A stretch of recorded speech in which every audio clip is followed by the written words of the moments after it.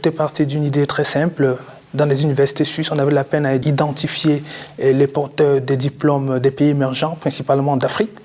Et c'est à partir de cette idée que je me suis lancé dans ce projet pour pouvoir développer un système fiable d'identification à partir des veines, basé sur une reconstruction des images de 2 dimensions à 3 dimensions. Et on a constaté quand même que les systèmes des empreintes digitales ont un certain nombre de failles. De nos jours, on peut facilement fabriquer des empreintes digitales pour quelques francs seulement, ce qui est très différent pour un système basé sur les veines. Le capteur est construit à la HSO en Valais, qui construit tout le système électronique.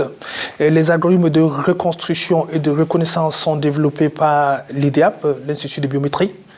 Et la sphère privée, tout ce qui est maintenance, la sphère privée est développée ici à l'EPFL par le laboratoire de sécurité et de cryptographie. De nos jours, les données biométriques sont très sensibles et on aimerait toujours savoir là où ces données sont sauvegardées. Nous allons travailler sur ces données, faire des calculs sur ces données sans jamais les voir en clair, afin de rassurer les détenteurs de ces données de l'aspect privé de la chose.